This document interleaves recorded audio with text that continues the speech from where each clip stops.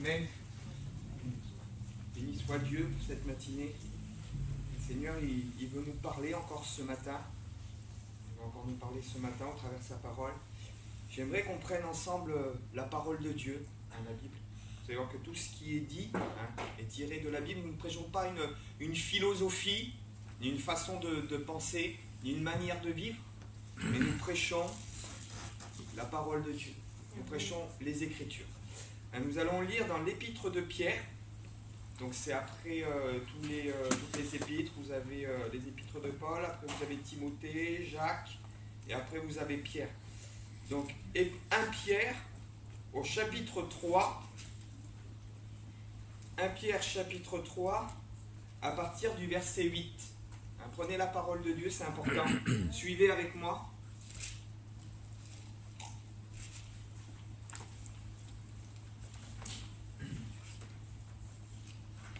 Pierre chapitre 3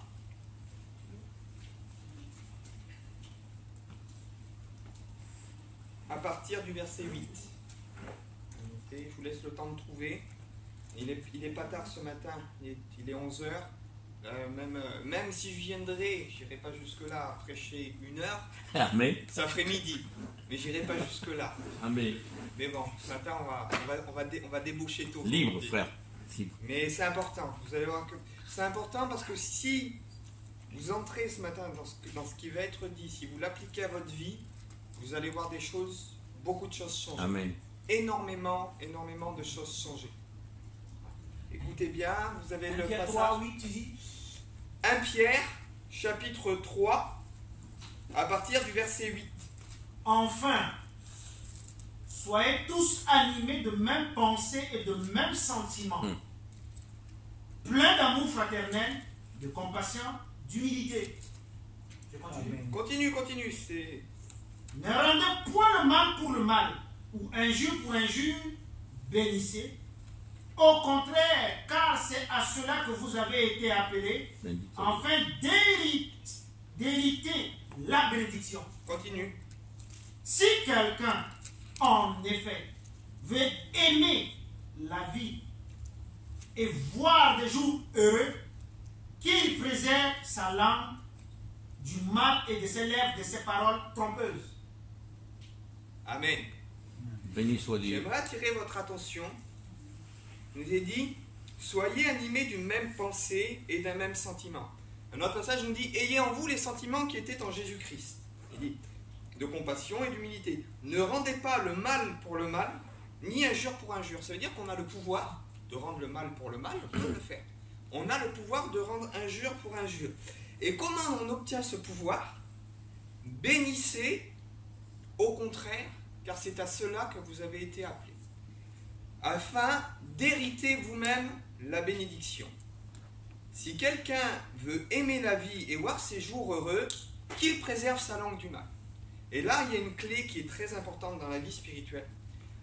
Le mot bénir veut dire appeler le bien sur une personne. Le mot bénédiction, là, c'est traduit en grec par logos. Ça veut dire appeler une parole de bénédiction sur quelqu'un. C'est-à-dire que même si on te fait le mal, tu es appelé à apporter une parole de bénédiction, c'est-à-dire ce qui doit sortir de ta bouche doit être du bien, même envers ceux qui te font le mal. Et il est en train de dire là, si tu veux voir tes jours heureux, préserve ta langue du mal.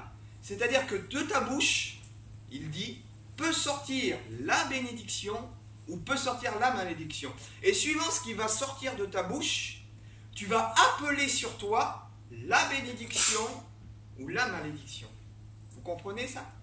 Vous voyez que le texte, vraiment, quand on le comprend, il dit, c'est à ça que vous avez été appelés, il dit, afin d'hériter la bénédiction. Et on voit que ça se suit. Il dit, si quelqu'un, en effet, veut aimer la vie, c'est-à-dire avoir une bonne vie, être heureux, et avoir des jours heureux, il dit qu'il préserve sa langue du mal. C'est-à-dire que tu as le choix. Dans toutes les journées que tu vis, dans toutes les situations de ta vie, tu as le choix d'appeler la bénédiction ou d'appeler la malédiction par ce qui va sortir de ta bouche. Et ça, c'est une clé spirituelle que beaucoup de gens, malheureusement, négligent ou que beaucoup de gens n'ont pas conscience. Par le pouvoir de votre langue, vous pouvez lier ou délier des choses. Par le pouvoir de votre langue, vous pouvez faire que la vie de la personne qui habite avec vous, même de votre ennemi, soit il prospère ou soit il maudite. C'est quand même c'est quelque chose qui nous dépasse. Comment? Alors parce que je vais dire quelque chose sur quelqu'un, je peux transformer sa vie. Je peux changer sa vie. Je peux avoir, moi, par mes paroles, de l'impact dans la vie d'une personne. Et cet impact, il va au-delà de ce que vous pouvez penser ou imaginer. On va le voir ensemble dans la parole de Dieu. Comme je dis, bénissez, hein, ça se dit élogos, ça veut dire faire du bien par la parole. Hein. Pour hériter. Hériter, ça veut dire obtenir un héritage. C'est-à-dire, si tu veux obtenir un héritage, obtenir quelque chose de bon, tu dois semer en réalité du bon. Si tu veux hériter la bénédiction, il faut que toi-même tu désires la bénédiction pour les autres. Quand nous étions étrangers, ennemis de Dieu, éloignés de Dieu, est-ce qu'on méritait la bénédiction? Même encore aujourd'hui, est-ce que l'un de nous mérite d'être béni? Et pourtant, on est heureux que Dieu nous bénisse. De la même manière qu'on voudrait que Dieu nous bénisse malgré qu'on a fait le mal. De la même manière qu'on voudrait que Dieu nous touche, nous remplisse malgré des fois qu'on n'est pas comme il faut.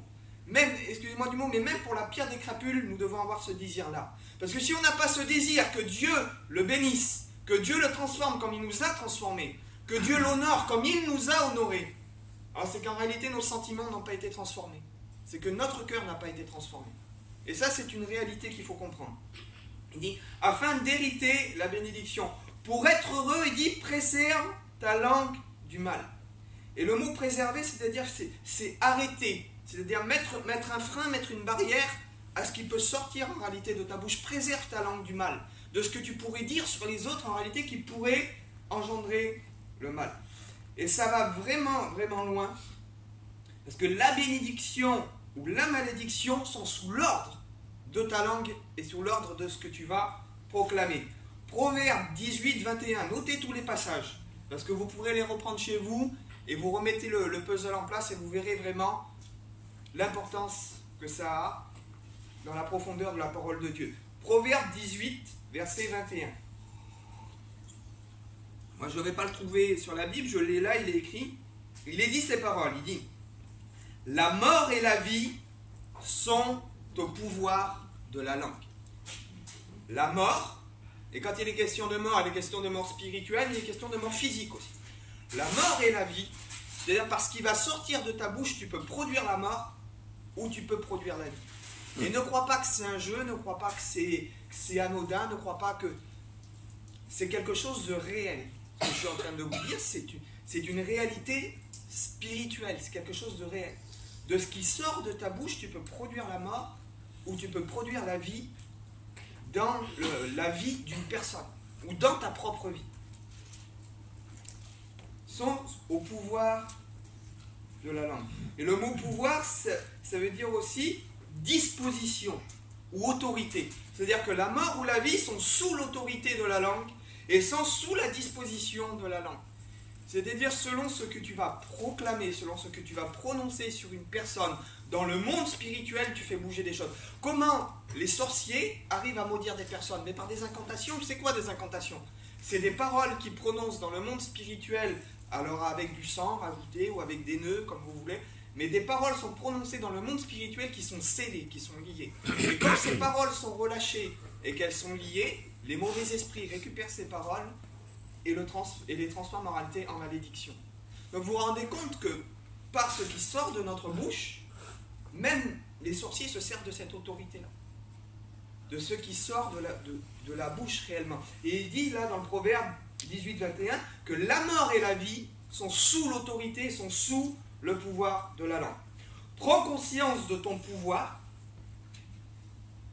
Tu es à l'image de Dieu. Et quand Dieu bénit l'homme, Genèse 1, verset 22, la première bénédiction que Dieu va faire à l'homme, il dit Dieu les bénit et il dit. C'est-à-dire que la bénédiction va sortir de la bouche de Dieu. Vous verrez partout dans la parole de Dieu, quand Dieu bénit, c'est ce qui sort de la bouche de Dieu qui se met en œuvre et qui s'accomplit.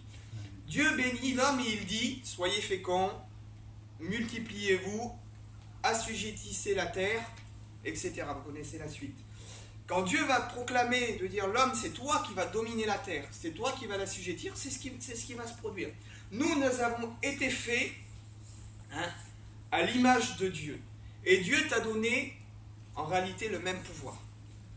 Alors c'est peut-être grand, peut-être ça te dépasse ce que je te dis, peut-être tu ne peux pas le concevoir ou tu l'avais jamais conçu jusqu'à présent, mais de ce qui va sortir de ta bouche, tu as le pouvoir d'agir dans le spirituel, dans ce qui est immatériel. Amen. Tu as le pouvoir d'agir réellement et d'impacter ta famille, d'impacter tes enfants, d'impacter ta propre vie, ta propre personnalité, parce que tu vas déclarer, parce qu'il va sortir de ta bouche.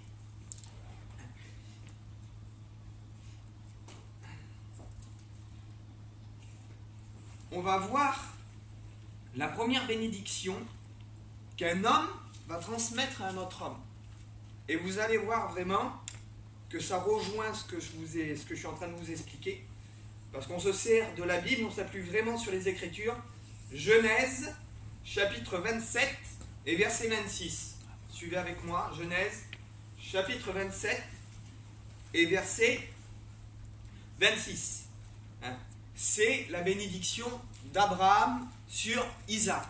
Vous connaissez l'histoire.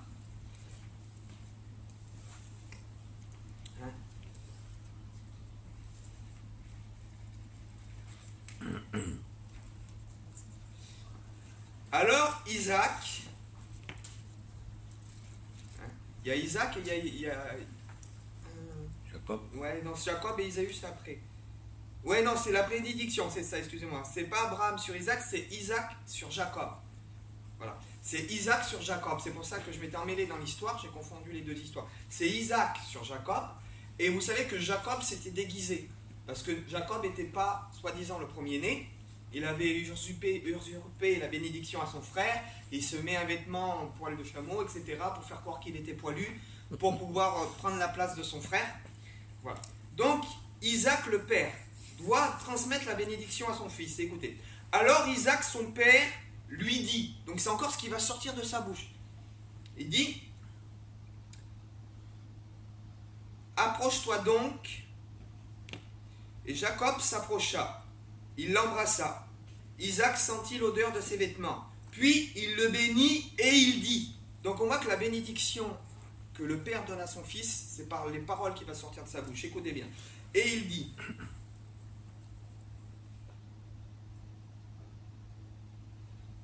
que Dieu te donne de la rosée du ciel et de la graisse de la terre, du blé et du vin en abondance. Dieu est en train de proclamer sur sa vie qu'il ne soit pas pauvre, qu'il soit riche, qu'il soit prospère. Que Dieu te donne de la richesse dans ta vie, que Dieu te donne que tu sois prospère, que Dieu te donne du vin en abondance.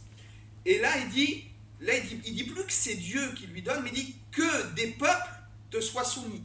C'est-à-dire que le Père dit sur son Fils mais que tous les peuples, là, aujourd'hui, ils te soient soumis. Il ne dit pas à son Fils que tu sois un nul, que tu sois un raté, que jamais tu y arrives. Il dit à son Fils que des peuples, il dit, te soient soumis. Écoutez bien. Et que les nations se prosternent devant toi. Sois le maître de tes frères. Sois le maître de tes frères. Il dit, et que de ta mère et de tes frères, et que les fils de ta mère se prosternent devant toi. Maudit soit quiconque te maudira, et béni soit quiconque te bénira. Isaac avait fini de bénir Jacob, donc on voit que la fin de la bénédiction va s'arrêter quand Jacob va arrêter de prononcer des paroles de bénédiction sur son fils. Et toutes les bénédictions que vous prenez des patriarches, c'est des paroles que les hommes de Dieu, inspirés par le Saint-Esprit, vont déclarer et vont prononcer sur la vie de leurs enfants ou sur la vie des personnes en réalité qui les entourent. Comme Dieu a dit à l'homme, sois fécond, multiplie la terre, assujettis-la, l'homme de Dieu va dire à son fils, tu domineras des nations, tu assujettiras des peuples. Il ne dit pas Dieu va permettre ou j'ordonne à Dieu, non. C'est lui-même, par ce qu'il prononce, qu'il envoie une bénédiction sur sa famille, sur son fils, sur ses enfants. Et ce qui sort de la bouche de l'homme de Dieu, parce que c'était un homme qui était connecté avec Dieu, va avoir un impact dans le monde spirituel. Et il faut que tu prennes conscience aujourd'hui que chaque parole qui sort de ta bouche a un impact dans le monde spirituel. Chaque parole que tu peux prononcer sur tes enfants, sur ton entourage. Par sa parole, il envoie donc une bénédiction et une protection. On va lire un autre passage. Épître de Jacques, chapitre 3. On va retourner au fond de la Bible.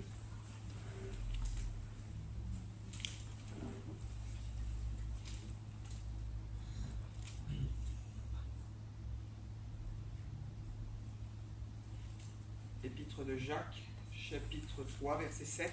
Alors, je le retrouve.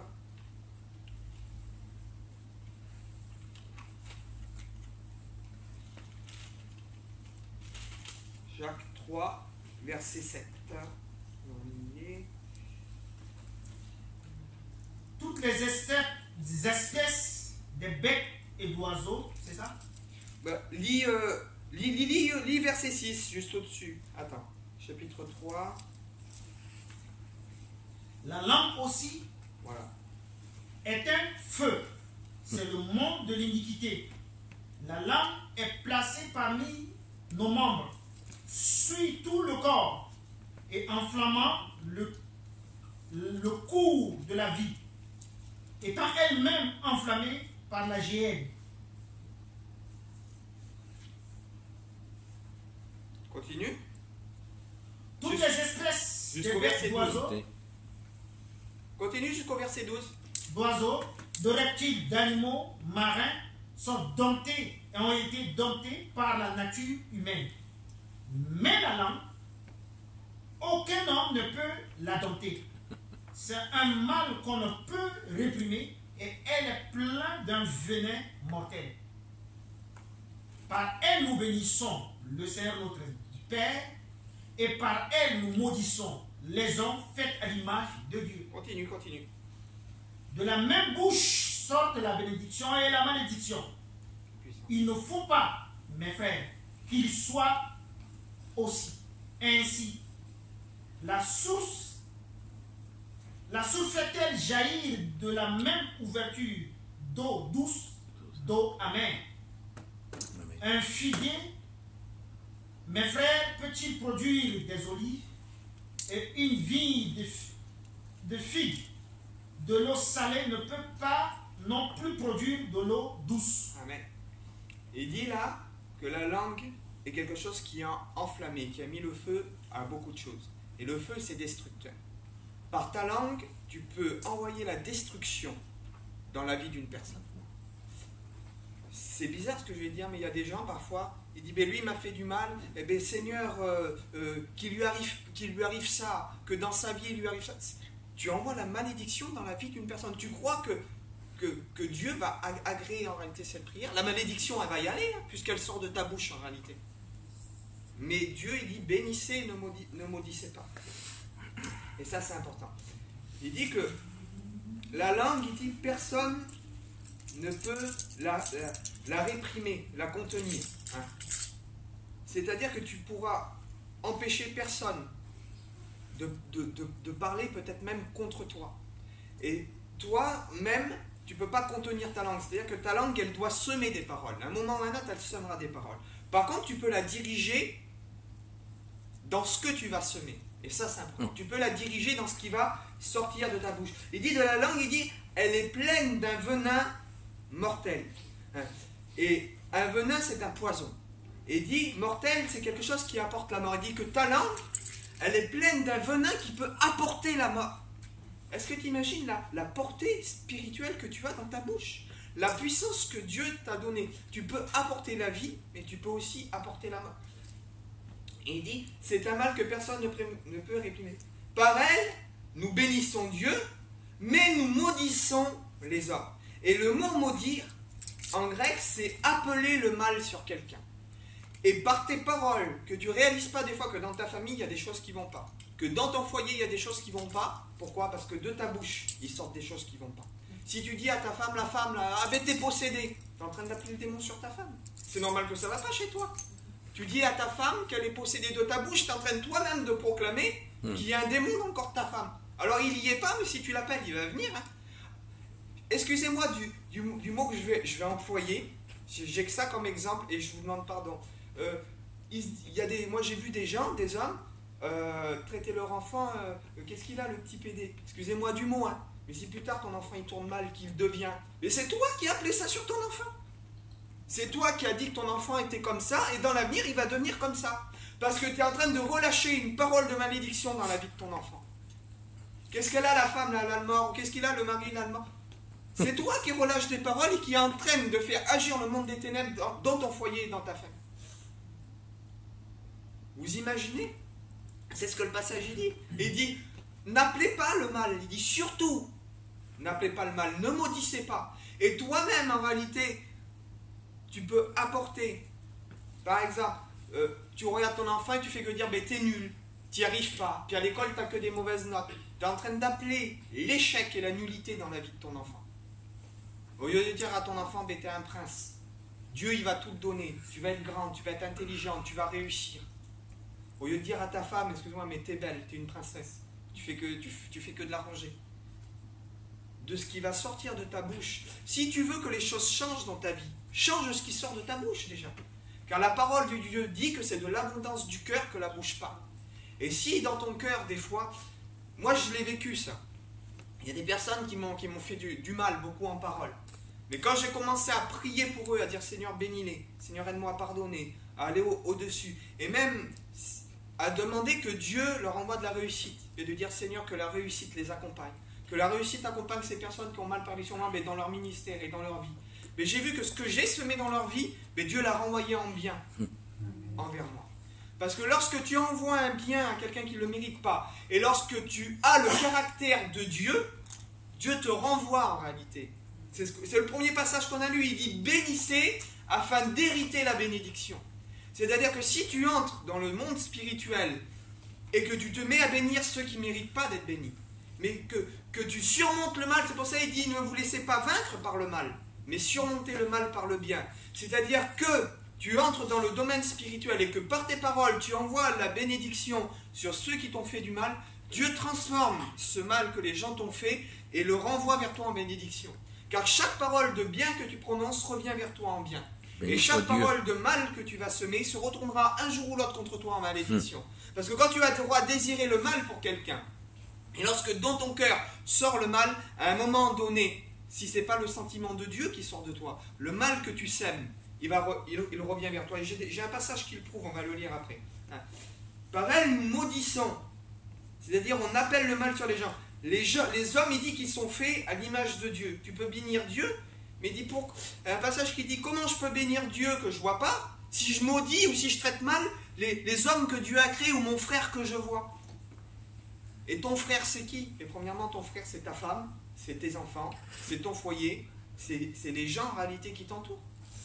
Comment dans ta vie il y a des bonnes choses qui peuvent prendre si toi-même de ta bouche, tu peux dire oui mais j'étais en colère. C'est pour ça que la parole de Dieu dit quand vous vous mettez en colère, il dit ne péchez pas, que le soleil ne se couche pas sur votre colère. Quand vous vous mettez en colère, vous allez dire des paroles sous la pression de la colère ou sous l'aspect de la colère. Mais ces paroles que vous relâchez, eh bien, le monde spirituel les attrape et les rend vivantes dans votre vie.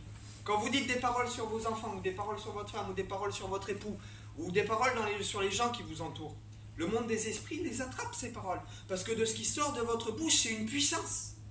La vie et la mort sont au pouvoir de la langue. Et vous prononcez des paroles, vous dites des choses sans faire attention en réalité. C'est grave. C'est grave parce que vous ne réalisez pas en réalité que l'ennemi agit dans votre vie par toutes ces choses. Vous comprenez ça? C'est très très très très important. Je vous donne des clés aujourd'hui pour que dans votre vie spirituelle, il y ait des choses qui changent. Et si vous prenez ces clés, que vous les mettez en pratique, vous allez voir dans votre vie spirituelle comment les choses vont être bouleversées, comment les choses vont changer.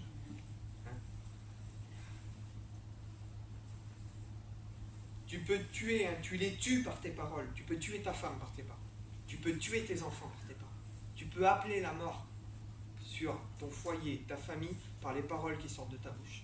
Comme je dis, tu peux tuer un enfant. T'es nul, tu n'y arriveras jamais. Tu peux tuer ta femme en disant, même une femme, elle fait que dire sur son mari, ben, tu m'aimes pas. Mais tu es en train d'appeler en réalité des mauvais sentiments dans le cœur de ton mari, ben, il va finir par plus t'aimer. C'est toi-même qui sors de ta bouche que ton mari ne t'aime pas.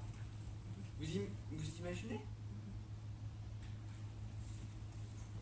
Ce passage-là est très très important. Ecclésiaste, chapitre 11. Ecclésiaste, chapitre 11, notez. Un passage que vous connaissez, et vous ne l'avez peut-être jamais compris de cette façon. Il dit, jette ton pain à la surface des eaux, car avec le temps tu le retrouveras. Ça c'est Ecclésiaste, le début du chapitre 11. Mais vous savez que nous dans notre Bible on a des chapitres comme ça, mais dans l'Ancien Testament, la Torah, il n'y a pas de chapitre, tout est lié, tout est collé, il n'y a pas de paragraphe en fait. Et ce qui est intéressant, c'est si on lit la fin du chapitre 10, on a l'explication du début du verset 11. Ah, c'est intéressant ça. Écoutez ce qu'il est dit, et vraiment la parole de Dieu, moi, elle me surprend, parce que c'est puissant. Donc, chapitre 10, verset 20, la fin du chapitre juste avant, il dit, ne maudis pas le roi, même dans ta pensée, et ne maudis pas le riche dans la chambre où tu te couches, car l'oiseau du ciel emporterait ta voix, et l'animal ilé publierait tes paroles. Jette ton pain à la surface des eaux, et avec le temps tu le retrouveras. Il est encore question, une fois, de la malédiction, de la bénédiction qui peut sortir de ta bouche. Il dit, quand tu es sur ta couche, il dit ne maudis pas le roi. Il dit qu'il n'y a pas de malédiction qui sort de ta bouche. Car l'animal ailé, il dit que quand tu es dans ta chambre, il dit, il peut emporter ta voix. C'est-à-dire que les paroles de malédiction qui vont être prononcées, il dit l'animal ailé, c'est l'ennemi. C'est pas dur à comprendre. Va prendre ces paroles-là et va les mettre vraiment en action dans la vie des personnes. Et pour ça qu'il dit après, jette ton pain à la surface des eaux, avec le temps tu le retrouveras. On explique la Bible par la Bible, l'homme ne vivra pas que de pain seulement, mais de toute parole qui sort de la bouche de Dieu. Jésus, il dit qu'il nourrissait les gens aussi par sa parole. La manne qui descendait du ciel nous représente aussi la parole de Dieu. Pourquoi? Il dit, jette ton pain à la surface des eaux, avec le temps tu le retrouveras. C'est-à-dire, ne jette pas de paroles de malédiction. Et il dit, mais jette ton pain. Il dit que les paroles qui sortent de ta bouche, il dit, soient des paroles de bénédiction sur les gens. Il dit, parce qu'avec le temps, que ce soit 3 mois, que ce soit 6 mois, toutes les paroles qui sortent de ta bouche, il dit, avec le temps, tu vas les retrouver. C'est-à-dire que chaque parole qui est prononcée dans le monde spirituel, dans la prière, ou quand tu es avec ton foyer, ou quand tu es avec ta famille, chaque parole que tu sèmes, elle a un impact dans le monde spirituel. Que tu le veuilles ou que tu ne le veuilles pas. Elle a un impact, toutes les paroles. Il y a même un autre passage, Jésus il dit, les hommes, il dit, rendront compte, il dit, de toutes les paroles qu'ils auront proférées. C'est-à-dire que par tes malédictions que tu peux lancer, ou par les blocages que tu peux envoyer dans la vie des gens, par tes prières, Dieu pourra te redemander tes comptes. Parce que tu n'auras pas semé en réalité le bien, tu auras semé le mal. Tu auras semé le mal dans ta famille, tu auras semé le mal dans ton foyer. Pourquoi? Parce que tu te laisses emporter trop souvent de fois, mais par ta colère, par tes sentiments, par tes émotions. Et tu ne réalises pas que ce qui sort de ta bouche, ça s'accomplit vraiment. Que ce qui sort de ta bouche, l'animal ailé, comme il le dit là, il dit, ne maudis pas le roi même dans ta pensée, et ne maudis pas le riche dans ta chambre où tu te couches, car l'oiseau du ciel emporterait ta voix, donc ce qui sort de ta bouche, et l'animal ailé publierait tes paroles. Et le mot publier, c'est rendre public. Mais comment il va rendre public tes paroles? Mais par des actions, parce qu'il va agir dans la vie des personnes sur qui tu proclames des paroles de malédiction. En réalité, quand tu proclames des malédictions sur quelqu'un, tu envoies le diable et tu envoies les démons agir dans la vie de la personne. Quand tu dis à la personne qu'elle est possédée, le diable il prend la parole là, et puis il va aller, et puis il va agir sur la personne. Parce que toi tu as relâché des paroles de malédiction sur la personne. Quand tu dis, et peu importe les paroles, vous pouvez prendre dans plein de sens, mais toutes les paroles que tu relâches vont aller agir dans la vie des gens. Tu as été appelé, nous avons été appelés à bénir, et pas à maudire. Et ça marche dans l'autre sens. C'est-à-dire que tout ce que tu vas relâcher de bénéfique dans la vie d'une personne, avec le temps, tu vas le retrouver. Chaque fois que tu vas prier, si tu dis à ta femme que ce soit une femme intelligente, j'ordonne que ce soit une femme intelligente, ma femme est belle, ma femme elle est intelligente, mon foyer est béni, sur ta famille et sur tes enfants, sur ton foyer, tu vas attirer la malédiction, la bénédiction. Si tu dis pareil sur ton homme, eh bien, mon homme c'est un homme béni, mon homme il est intelligent, etc., sur tes enfants, avec le temps, le monde spirituel, Dieu va prendre ces paroles et va les rendre vivantes dans la vie de tes enfants et dans la vie de ta famille. Et tout ça, la vie et la mort, sont au pouvoir de la langue.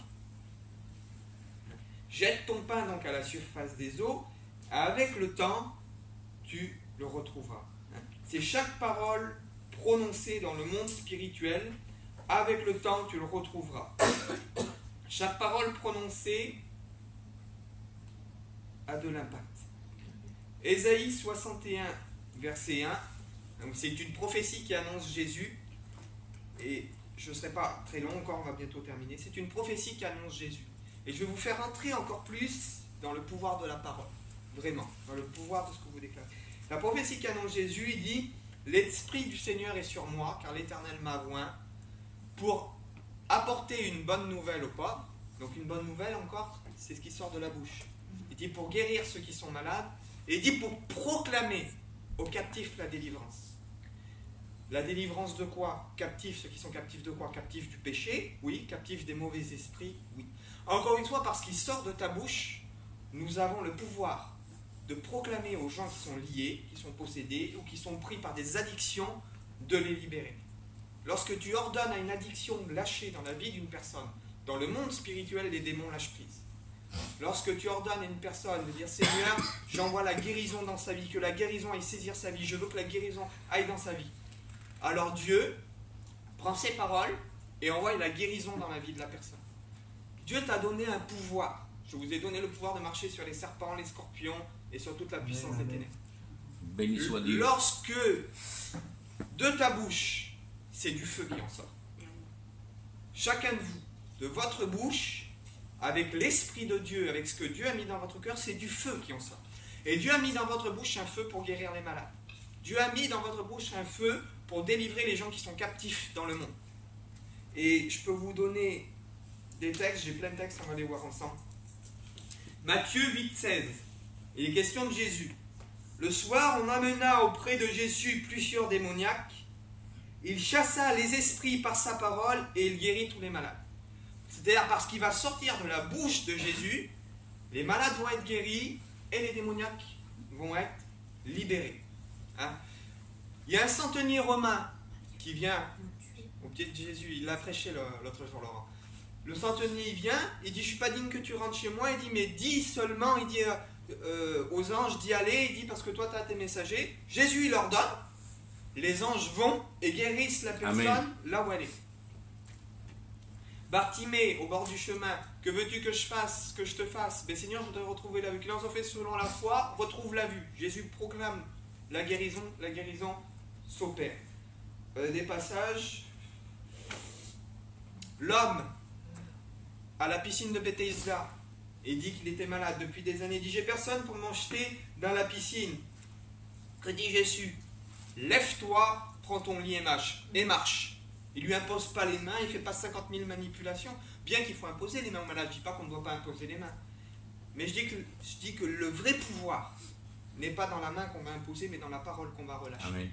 Parce que de la même manière que Dieu est créateur et que Dieu a créé la vie par sa parole, Dieu a mis ce pouvoir-là en vous. Quand vous relâchez une parole de guérison sur quelqu'un dans la prière, alors la personne peut être guérie. Parce que Dieu vous a donné le pouvoir de guérir aussi. Quand vous relâchez une parole de délivrance dans la vie d'une personne, la personne peut être délivrée ou va être délivrée. Et ça, il faut le croire, c'est pas Dieu va peut-être guérir ou Dieu va peut-être agir dans votre bouche. Ce qui en sort, c'est du feu. Bénissez afin d'hériter la bénédiction. Et c'est aussi à double sens, parce que quand tu vas bénir et que tu vas voir que la personne sur qui tu envoies la bénédiction, ben elle est bénie. Quand tu vas vouloir que quelqu'un soit délivré, que dans ta prière tu chasses, tu lis, tu ordonnes que la personne soit délivrée, que tu vas voir la délivrance être opérée dans la vie de cette personne, et tu vas dire Seigneur, mais comment tu me bénis, parce que ce qui sort de ma bouche, tu le rends vivant. Donc tu hérites toi-même la bénédiction, parce que par tes paroles, tu es en train de sauver les gens que tu aimes en réalité. Tu es en train de guérir les gens que tu aimes. Tu es en train de les sortir de ce que l'ennemi a semé en réalité dans leur vie.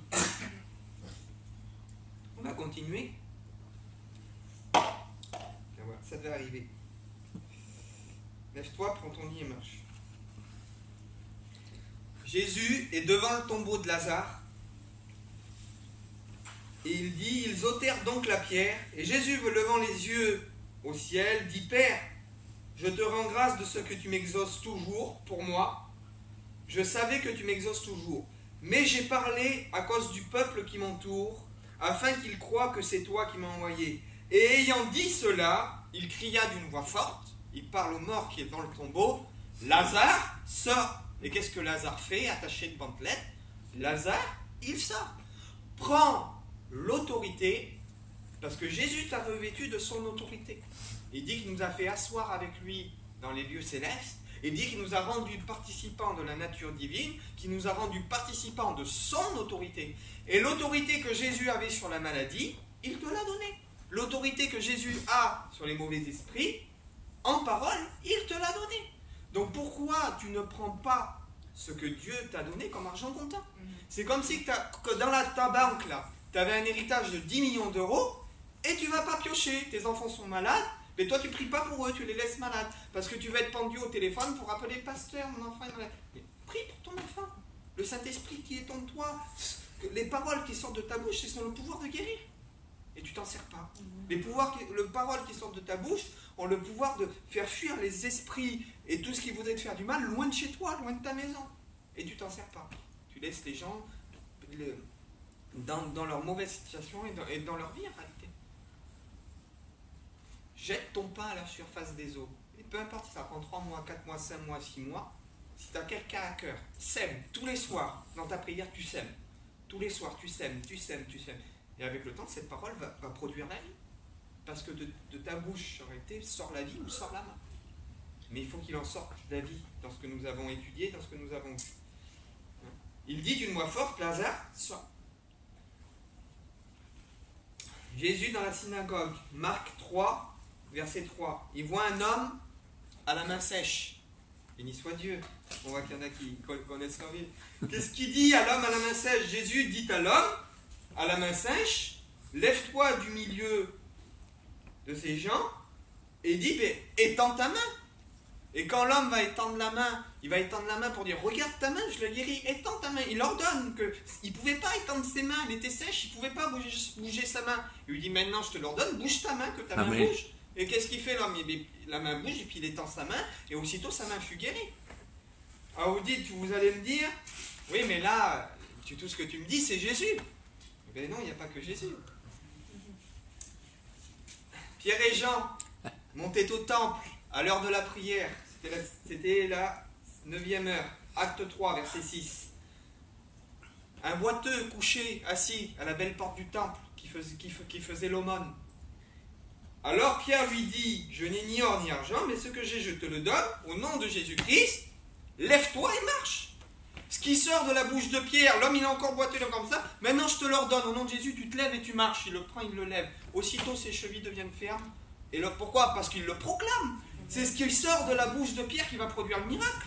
Si Pierre aurait été là, allez, le Seigneur va peut-être te guérir. Ah Seigneur, je te prie, Seigneur, si tu pourrais seulement le guérir, Seigneur, fais quelque chose pour lui. Puis tu verses une petite larme, et puis tu dis, ah Seigneur, mais non, ordonne que la personne soit guérie. Parce que Dieu t'a donné des paroles de feu qui ont le pouvoir de guérir. Ordonne la guérison sur la personne. Si tu pries pour une personne, excusez-moi, je prends cet exemple, mais qu'elle a un cancer, mais ordonne au cancer de sécher. Maladie sort de ce corps, cancer, que tu sois séché. Ordonne que la maladie soit détruite, parce que Dieu t'a donné le pouvoir de donner la vie et de donner la mort parce qu'il sort de ta bouche. Ordonne dans ta prière que les choses changent. Prends l'autorité que Dieu t'a donnée. C'est un...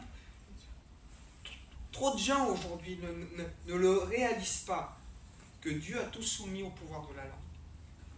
Que Dieu a tout soumis sur ce qui sort de ta bouche. Et si aujourd'hui tu prends l'arme que Dieu t'a donnée, que tu rentres dans ces clés spirituelles, tu vas voir autour de toi les choses changer. Réellement. Amen. Il faut prendre un autre passage. Alors celui-là... Bon, vous connaissez, j'ai plus la référence, mais vous connaissez le passage. Comme nous allons au lieu de prière, il y avait une servante qui avait un esprit de python, donc un esprit de divination. C'est Paul et Silas, qui suivaient Paul et Silas et qui criaient « Ces hommes sont des serviteurs du Dieu très haut, ils vous montrent la voie de salut, etc. » Pendant plusieurs jours, Paul, fatigué, se retourna et dit à l'esprit « Je te l'ordonne au nom de Jésus-Christ, sors !» Et l'esprit sortit à l'heure même. Il ne dit pas qu'il va lui imposer des mains, il ne dit pas qu'il va se passer. Il se retourne par l'autorité de Dieu, il sait, il a une révélation, il sait que la personne est possédée. Je te l'ordonne maintenant, tu sors. Et puis, qu'est-ce qu'il fait là? Il sort. L'autorité que Dieu te donne sur les esprits, tu n'as pas le droit de rester chez toi. Si tu vois des choses bizarres chez toi, fais partir les choses mal qui sont chez toi. Dieu t'a donné l'autorité qui vient du ciel. Dieu t'a mandaté. Et ce pouvoir, tu l'as. Et ce qui fait défaut beaucoup à l'Église aujourd'hui, c'est qu'on croit en réalité que Dieu a voulu équiper, Dieu a voulu mandater qu'un certain type de personnes. Que le Saint-Esprit, dans la prière pour guérir, ça va être donné qu'au pasteur. Non, c'est parce que la parole de Dieu dit. Toi aussi, tu as le Saint-Esprit pour ordonner que les malades soient guéris. Toi aussi, tu as le Saint-Esprit pour ordonner que les mauvais esprits partent. Toi aussi, tu as le mauvais esprit pour faire reculer l'œuvre des ténèbres. Parce qu'autrement, il faudrait que tu restes assis chez toi et que pour le moindre besoin qui se présente devant toi, avec tu as un pasteur au téléphone. C'est pas comme ça que ça marche. C'est parce que la parole de Dieu nous montre. C'est le contraire. Dieu t'a donné une autorité, il faut que tu t'en sers. Dieu a tout soumis. Et c'est des clés, c'est des principes spirituels. Si tu mets ces principes-là en marche, le monde invisible va se mettre en marche avec toi. Maintenant, tant que toi, tu ne mets pas ces principes-là en marche, et tant que toi, tu restes bloqué et focalisé dans ta façon de prier, dans ta façon d'agir, et bien en réalité, autour de toi, les choses ne changeront pas. Si tu veux faire bouger le spirituel, il faut entrer dans le domaine de la foi, dans le monde spirituel, il faut faire bouger le spirituel. Maintenant, il faut avoir les bons verrous, il faut avoir les bons leviers, il faut avoir les bonnes clés. Et quand on lit la parole de Dieu dans tous les passages que je vous ai donnés, c'est évident. Bien sûr que c'est évident que Dieu a tout soumis aux paroles de la langue, bénissez, ne maudissez pas. On voit que toutes les fois où Jésus guérit, c'est des paroles de guérison. Bien sûr qu'il impose des bons gens, mais c'est des paroles de guérison. Et un jour, dans une église, la femme d'un pasteur, ils ont été dans une église sédentaire. C'est la femme d'un pasteur gitan qui a arrivé cette expérience-là. Par hasard, ils vont dans une église sédentaire. Et la femme, elle avait mal au dos depuis des années. Et puis d'un seul coup, il y a une prophétie qui se lève. Mais ce n'était pas une prophétie, c'était un don de guérison, une parole de guérison. Aujourd'hui, moi, je suis l'Éternel ton Dieu qui a le pouvoir de te guérir. Aujourd'hui, je te guéris. La personne qui était malade depuis des années, elle s'est levée, elle a dit cette parole est pour moi, elle était guérie instantanément. Amen. Pourquoi? Parce que la personne a reçu une révélation sur un don de guérison, elle a relâché une parole de guérison, et la personne qui a pris la parole de guérison, eh bien, elle a été guérie. Il faut relâcher des paroles de bénédiction, il faut relâcher des paroles de guérison, parce que c'est tes paroles qui vont engendrer la foi aussi dans le cœur des gens et qui vont permettre aux gens de saisir la guérison. Ça permet au monde spirituel d'agir, mais ça permet aux gens de saisir aussi cette bénédiction. Vous avez peut-être... on va stopper la prédication, ça fait 40 minutes ça. On va stopper la prédication, et si vous avez des questions, hein, peut-être essayer d'échanger un petit peu.